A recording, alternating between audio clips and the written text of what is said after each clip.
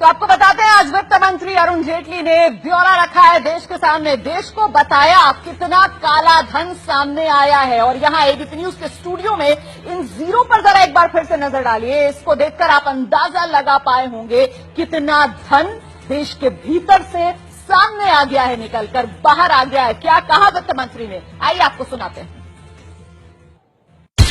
अभी तक जो अमाउंट डिस्क्लोज किया है इन डिक्लेरेशंस में, इंडिविजुअल डिक्लेरेशंस की हम लोग सीक्रेसी मेंटेन करेंगे। किसने कितना अमाउंट डिस्क्लोज किया है उसकी भी सीक्रेसी मेंटेन करेंगे, लेकिन कलेक्टिवली कितना अमाउंट डिस्क्लोज किया है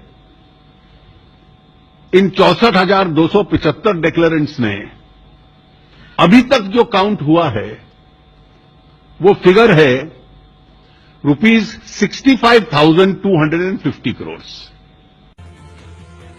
तो 65,000 करोड़ रुपए का ये काला धन जो सामने आया है, इसमें टैक्स काटकर देश के खजाने में 30,000 करोड़ रुपए आएंगे।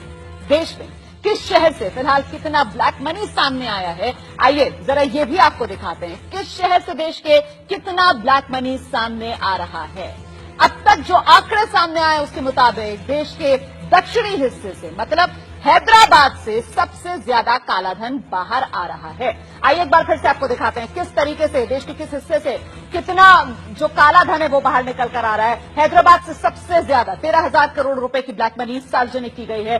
दूसरे नंबर पर मुंबई है, जहां से 8,500 करोड़ रुपए का कालाधन सरकार को मिला है, लोगों ने जिसका ब्यौरा रखा है। वहीं देश की राजधानी दिल्ली की अगर बात की जाए, दिल्ली में रहने वालों की तरफ से 6,000 करोड़ रुपए की ब्लैक मनी डिक्लेयर की गई है। तो कोलकाता से 4,000 करोड़ का काला धन सामने आया है, मतलब कोलकाता चौथे नंबर पर।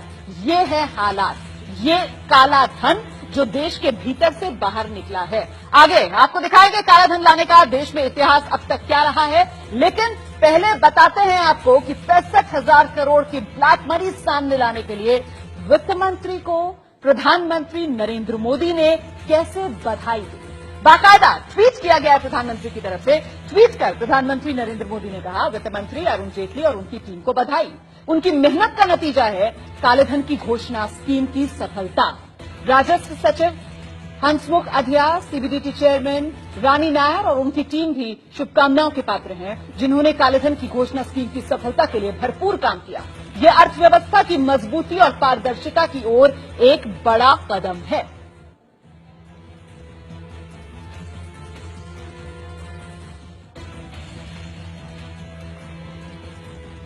तो जनता खुद ही अपना काला धन सरकार के सामने आकर बता दे। इसका इतिहास आपको हम बताते हैं। इसके इतिहास में अगर जाएंगे तो 1951 में पहली बार सरकार इस तरीके की कोई स्कीम लेकर आई थी। ये देख रहे हैं आप, 1951 में पहली बार कोई सरकार इस तरीके की कोई स्कीम लेकर आई थी। तब 70 करोड़ का कालाधन सामने आया और सिर्फ 10 करोड़ का टैक्स सरकार को मिला था। उसके बाद 1965 में कालाधन बाहर लाने के लिए 3 स्कीम्स बनाई गई। 1951 के बाद 1965 में 49 करोड़ का टैक्स सरकार के खजाने में आया। 1975 में 275 करोड़ मिले सरकार को। उसके बाद 1997 में देवगौड़ा की तब सरकार थी, वीडीआई स्कीम निकाली गई, 30,000 करोड़ का काला धन सामने आया। और फिर 2015 में 3,770 करोड़ सामने आ पाए थे। तो ये इतिहास अब तक जो आपने देखा, तो 65,000 करोड़ का ये काला धन जो वापस सामने निकल कर आया है देश के भीतर से।